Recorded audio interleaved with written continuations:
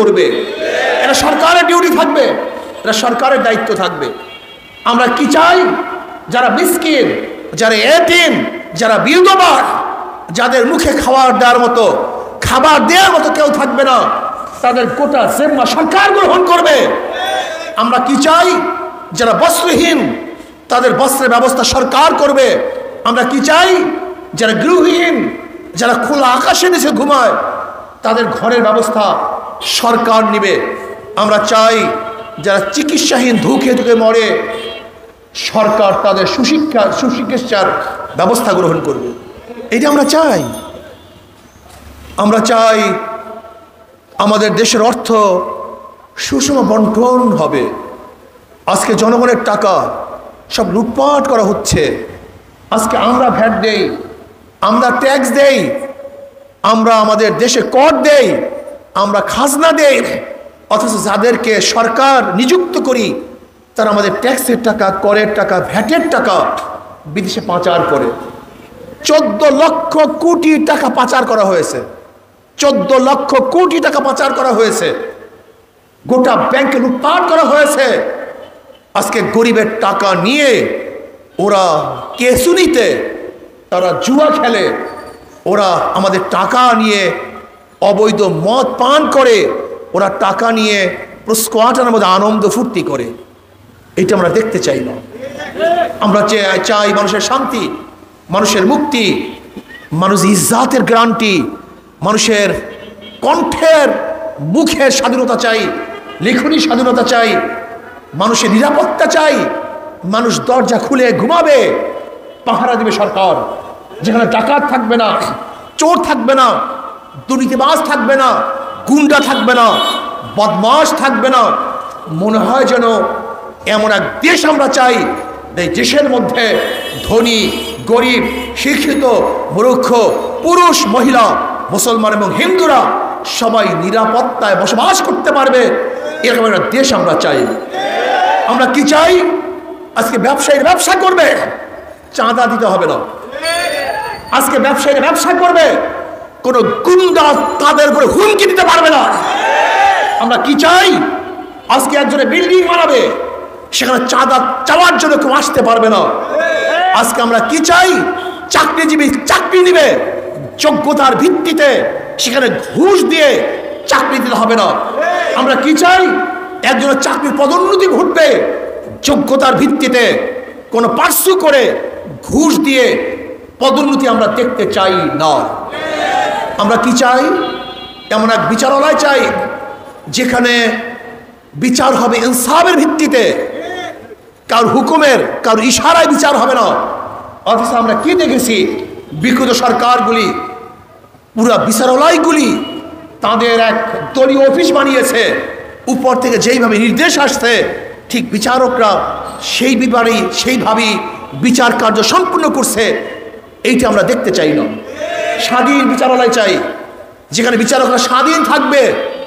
যে দোষী তাকেই শাস্তি প্রদান করবে, আর যে দোষী না তাকে ছেড়ে দিবে। অথচ আমরা বিগত দেখেছি যারা খুনি, যারা দোষী, তারা উন্মুক্ত আকাশের নিচে ঘুরছে, আর যারা দোষী না তারা ধুকে জেলখানায় মারা গেছে। যারা দোষী তারা তো বুক ফুলিয়ে হাঁটছে, আর যারা দোষী না তারা ফাঁসির রশিতে ঝুলছে। এই দেশ আমরা দেখতে চাই না। আমরা দেখতে চাই গরিব, দুঃখী, মেহনত মানুষ একই কাতারে থাকবে। রাজা, বাদশা, প্রজা, শ্রমিক, মালিক একই দস্তরখানে খানা খাবে। এইটা আমরা দেখতে চাই। আমরা দেখতে চাই মানুষের মর্যাদা, আশরাফুল মাখলুকাত, এই মানুষের মর্যাদা আমরা দেখতে চাই। তাদের সম্মান, ইজ্জত আমরা দেখতে চাই। তাদেরকে ইজ্জতহীন করুক, এইটা আমরা দেখতে চাই না। আমরা চাই না আমাদের কোনো মেয়ের উপরে এসিড নিক্ষেপ করা হোক। আমরা চাই না আমার কোনো মা বোন ধর্ষিতা হোক। আমরা চাই না আমার কোনো মা বোন না খেয়ে থাকুক। এরকম বাংলাদেশ আমরা দেখতে চাই না। আমরা দেখতে চাই এমন এক বাংলাদেশ যেখানে পুরুষদের অধিকার থাকবে, মহিলাদের ন্যায্য অধিকার প্রদান করা হবে, যেখানে মেথরদের, কুলিদের, শ্রমিকদের, ঋষিদের, চামারদের, প্রত্যেকটা শ্রমিকদের ন্যায্য অধিকার প্রতিষ্ঠিত করা হবে, এরকম এক দেশ আমরা দেখতে চাই। এর জন্য আসুন, মাদার গাছ লাগিয়ে আমের আশা করা যায় না, চোর দিয়ে চুরি বন্ধ করা যায় না, ডাকাতের মাধ্যমে ডাকাতি বন্ধ করা যায় না, এবং দুর্নীতিবাজের মাধ্যমে দুর্নীতি বন্ধ করা যায় না। এর জন্য আসুন, যারা আল্লাহকে ভয় করে, যারা আল্লাহকে ভয় করে, আল্লাহর কাছে দাঁড়িয়ে হিসাব দেওয়ার দিনকে ভয় করে, এমন এক খোদা ভীরু নেতৃত্ব না আসা পর্যন্ত এদেশের মানুষ শান্তি পাবে না, মুক্তি পাবে না। এর জন্য জনগণকে ঐক্যবদ্ধ হতে হবে, প্রত্যেকটা ভোটারকে ঐক্যবদ্ধ হতে হবে। আগামী নির্বাচনে যাদের দলের মধ্যে গুন্ডা আছে, বদমাশ আছে, ডাকাত আছে, দুর্নীতিবাজ আছে, গোটা ভোটাররা তাদেরকে বয়কট করবেন, ওদেরকে প্রত্যাখ্যান করবেন, ওদেরকে ভোট দেবেন না। যদি আমার দলের মধ্যেও দুর্নীতিবাজ থাকে, আমার দলের মধ্যেও ডাকাত থাকে, আমার দলের মধ্যেও ধর্ষক থাকে, তাহলে আমি বলবো আমাদেরকে বয়কট করেন, আমাদের প্রত্যাখ্যান করুন। যতক্ষণ পর্যন্ত জনগণ ভালো জিনিসকে গ্রহণ না করবে, ততক্ষণ পর্যন্ত এই দেশ ভালো হতে পারে না, সম্ভব না।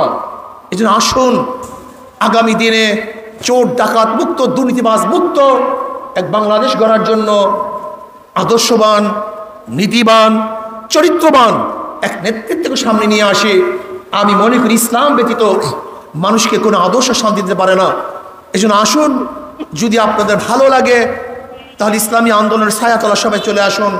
আর মনে রাখতে হবে, হাজারো ভালো মানুষ, আদর্শবান মানুষ, নীতিবান মানুষ, যোগ্য মানুষগুলি আজকে রাজনীতি অংশগ্রহণ করে না, যেহেতু রাজনীতি পচা গান্ধা, এর জন্য তারা অংশগ্রহণ করে না।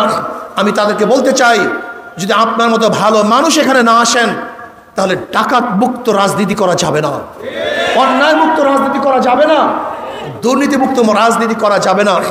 এর জন্য যেখানে যে ভালো মানুষগুলি আসছেন, অবস্থান করতেছেন, লুকিয়ে আসেন, ওই সমস্ত ভাইদেরকে বলবো, আসুন, ইসলামী আন্দোলন বাংলাদেশে আপনাদেরকে খোঁজ করতেছে, আপনারা কোথায় আছেন?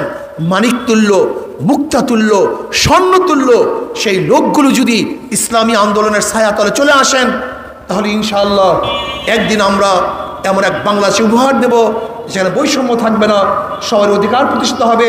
আল্লাহ আমাকে এবং আমাদের সবাইকে ইসলাম ভিত্তিক দেশ গড়ার ভিত্তিতে সবার অধিকার বাস্তবায়ন করার তৌফিক দান করেন। আল্লাহ।